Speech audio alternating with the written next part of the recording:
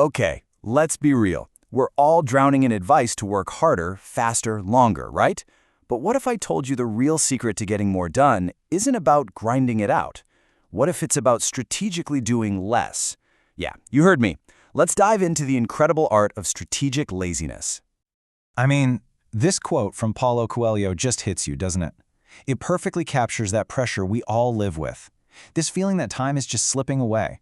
It's our most precious resource, and it's not like we're getting any more of it. So that ticking clock in the back of our minds, it just screams, do more, do it now. But here's where we're going to flip the script. What if the secret to doing more is to actually embrace laziness? I know, it sounds completely backward. Laziness is supposed to be the enemy of success, right? Well, today we're going to look at a pretty radical idea. What if laziness, when you use it the right way, could actually be your secret superpower for getting things done? So to get there, we first have to talk about the problem with productivity itself. Let's take a hard look at the system we're all kind of stuck in. See, modern work culture, well, it has a very specific and honestly a pretty punishing idea of what it means to be productive. I'm talking about that rise and grind culture. You know exactly what I mean. It creates this vicious cycle of stress and, eventually, burnout. Think about it. The more work piles up, the more you stress, and that stress just sucks away your time and energy, so you get less done, which of course just piles on more stress. It's a hamster wheel to burnout, and it's just not sustainable. No way! Okay, so let's get to the good stuff. This is really the heart of our whole conversation today. It's time to completely reframe how we think about being lazy. What if it isn't a weakness at all? What if it's actually a hidden strength, a strategic superpower? And look, let's be clear, this isn't an excuse to become a total couch potato. Not at all. It's about a massive shift in your mindset. We're naturally wired to save energy. So instead of constantly fighting against that instinct, what if we leaned into it? What if we actually used it to our advantage? And that brings us right to the main idea, strategic laziness. It's a productivity strategy that teaches you to get the absolute most out of what you do by doing the least amount of pointless stuff. It's not about avoiding work. Nope, it's about avoiding wasted work. The whole game is to find the quickest, smartest path to get the best results and just cut out all the extra fluff. And get this, there's actually science to back this up. Our brains are hardwired to conserve energy. It's an old survival trait, not some modern character flaw. Seriously, think about our ancestors. Wasting energy on something that wasn't essential could literally be a life or death mistake.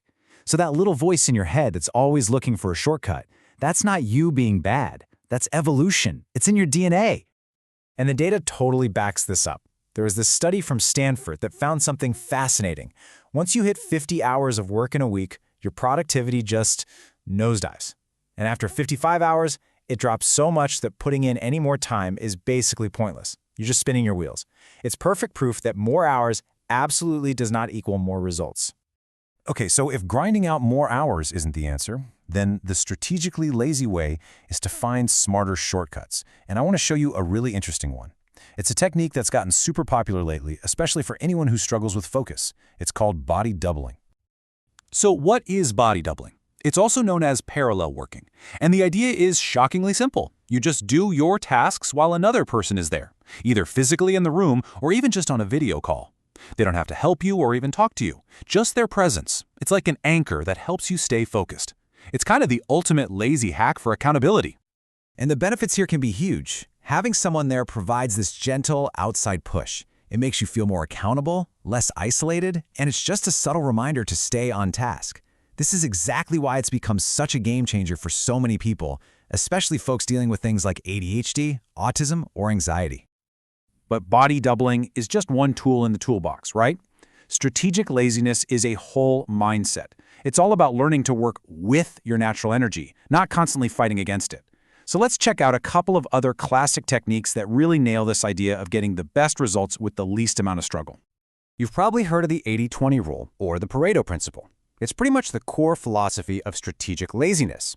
The idea is simple. About 80% of your results will come from just 20% of your effort. Now, the real trick isn't just figuring out what that high-impact 20% is. The hard part and the smart part is having the guts to ignore the other 80% of stuff that just doesn't move the needle. That's the lazy, brilliant move. And then there's the Pomodoro Technique, Another perfect example. This one totally respects our brain's need to save energy. You just focus on one thing for 25 minutes, then take a 5-minute break. After a few rounds, you take a longer break. By forcing yourself to take those breaks, you're strategically avoiding the burnout that comes from those long, draining work sessions. It's all about respecting your limits so you can get more done when you are working. Okay, but we need to keep it real here for a second. It's super important to have a balanced view. These techniques are awesome, but they're not magic. They're not going to solve everything, and it's crucial we talk about their limitations. Let's take body doubling again. I mean, it's blown up on places like TikTok and YouTube. There's so many personal success stories out there. But the hard scientific research is still playing catch-up. It's pretty new. So while we have tons of anecdotal stories saying it works, we don't really have the long-term studies yet. It's just important to know the difference between the online buzz and the actual data. And you know, this stuff isn't one size fits all. What works like a charm for one person might be a total disaster for someone else. For some people, having a body double around could just be a major distraction, or it might make them feel kind of weird and self-conscious. The real key here is to think of these as tools in a kit. You got to experiment and see what actually works for you. So, let's wrap this all up with one final question. This is really the heart of strategic laziness. Instead of waking up and asking, how am I possibly going to get all this stuff done today? Ask yourself this instead. What is the absolute least I can do today to create the most value? When you focus on that, you're not being lazy. You're being brilliant. Thanks for digging into this with us.